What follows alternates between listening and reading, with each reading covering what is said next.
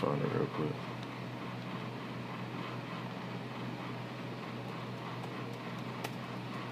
Not exactly what book it was in, but I remember the story.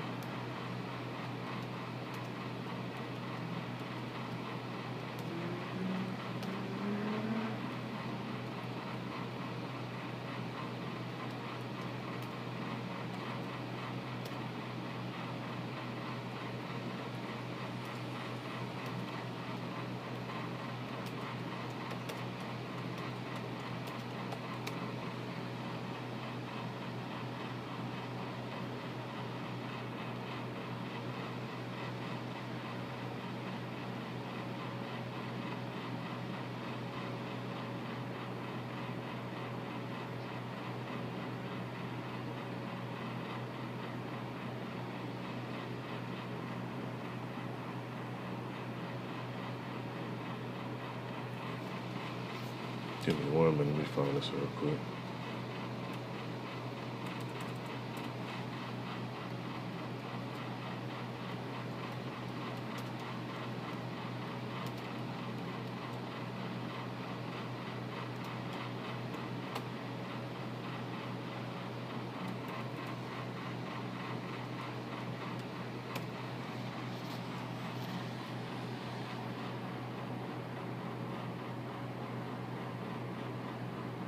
Okay, here it goes, 2 Kings.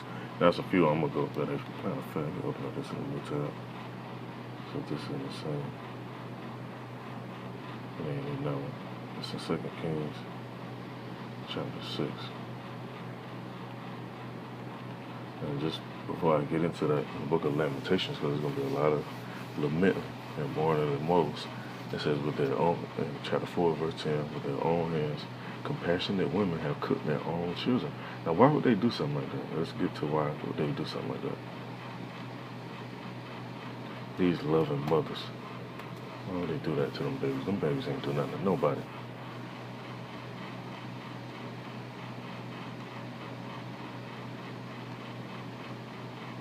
Yeah, 26 through 29. Them babies ain't doing nothing to nobody. And it's crazy because around the time, a lot of women got babies right now too. Ain't no coincidence around this, all this stuff going on.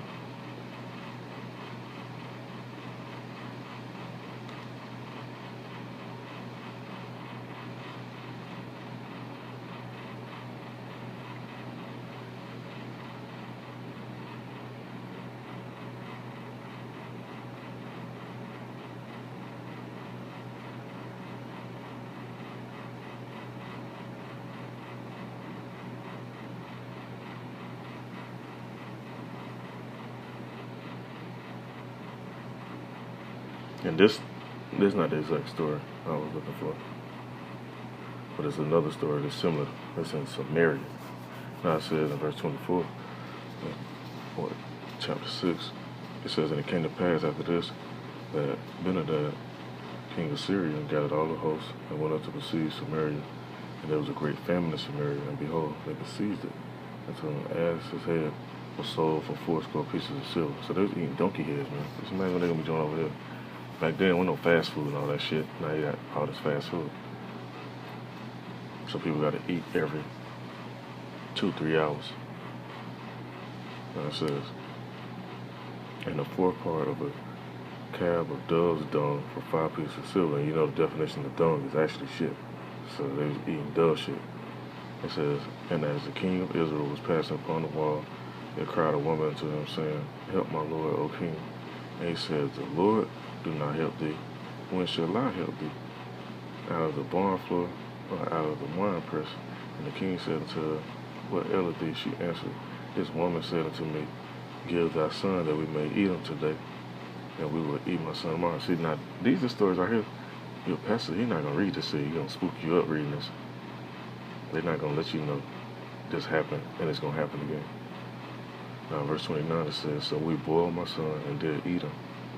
And I said unto her on the next day, give thy son that we may eat him. And she healed her son. So she basically got finesse.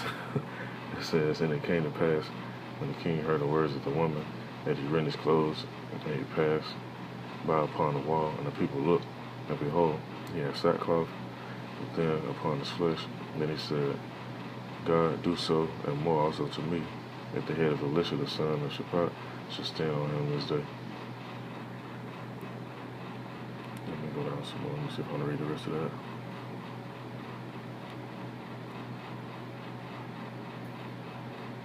Oh yeah, let me read this some more. It says in 32, it said, but Elisha sat in his house, and the elders sat with him, and the king sent a man from before him.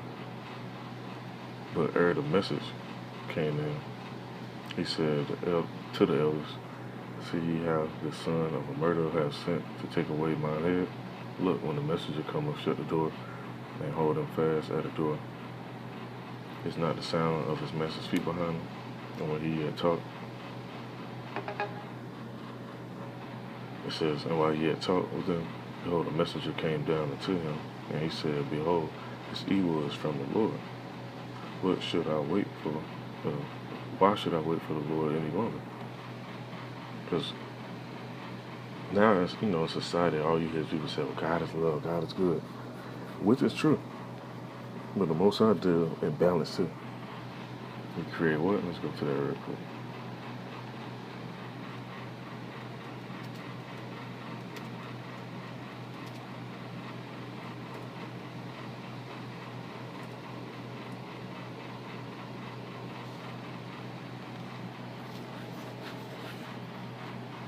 Let's go to this real quick. Now, I'm going to try to make this short, but hey, so much stuff coming to my mind. I'll just let it go ahead and continue. That's the book of Psalms, and I get another precept after this. Book of Psalms, chapter 135. Verse 6, it said, whatsoever the Lord pleased, that did he in heaven and in earth, in the sea, and all deep places. So, hey, whatever you feel like you're doing, or feel like you want to do, it's going to get done, man. Nobody's going to be able to dispute it, or take them to court. And none of that. They're going to orchestrate it up in the heavens. Like the scriptures say, that thy will be done on earth as it is in heaven. They orchestrate it up there in the spiritual realm. Then they get played out on the earth. Let me see.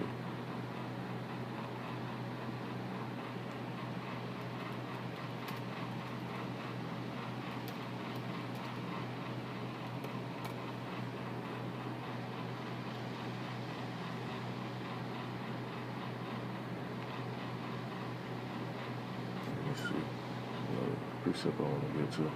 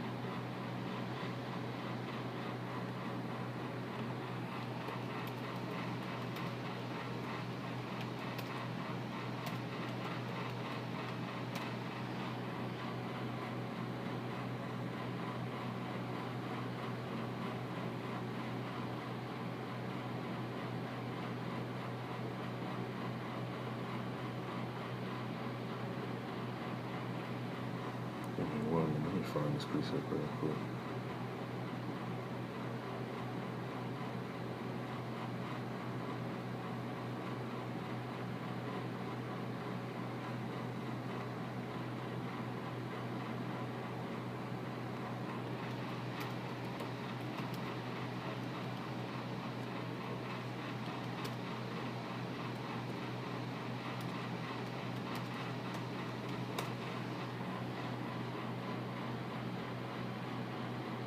Okay, here you go. It was in Isaiah 5:20.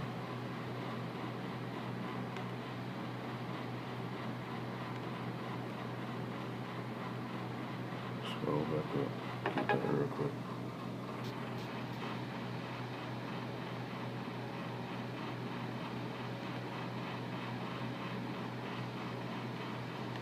It's in the book of Isaiah chapter 5, verse 20. I'm going to read on down to as well.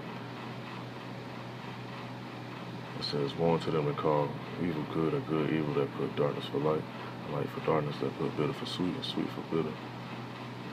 It says, woe unto them that are wise in their own eyes and prudent in their own sight. Woe unto them that are mighty to drink wine, and men of strength to mingle strong drink. Let me see. What is that verse I want to get into?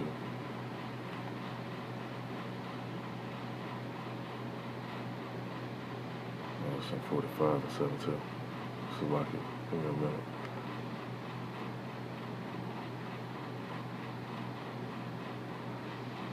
Isaiah chapter 45 and verse 7.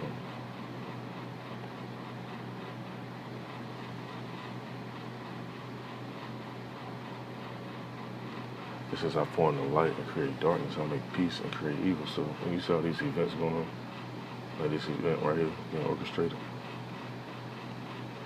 it was orchestrated already in the spiritual realm. It's just playing out now. It says, how the Lord do all these things. And he used the kings of the earth, the different people that's in power, all the way down to the smallest vessel that makes the move. Now back in Jeremiah chapter 19 and verse 9, it says, and I will cause them to eat the flesh of their sons and the flesh of their daughters. And you can see it on people's faces, like they'll go to different restaurants and different little spots. See that look on people's face, or like if somebody extra hungry, how they be looking at you, how they acting, they'll get food or whatever. So just imagine when Esau really put the squeeze on these cargo ships, on the fuel tank trucks that drive around. It says, and they should eat everyone the flesh of his friend, and the siege and straightness wherewith their enemies and they that seek their lives shall straighten them. So it's going to be some straightening. Now look at this last precept. I'm going to end this up.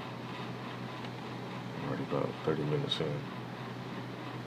And that's why now, like I was looking at a video not too long ago, people have been seeing more chariots and apparitions and angel sightings and stuff like that.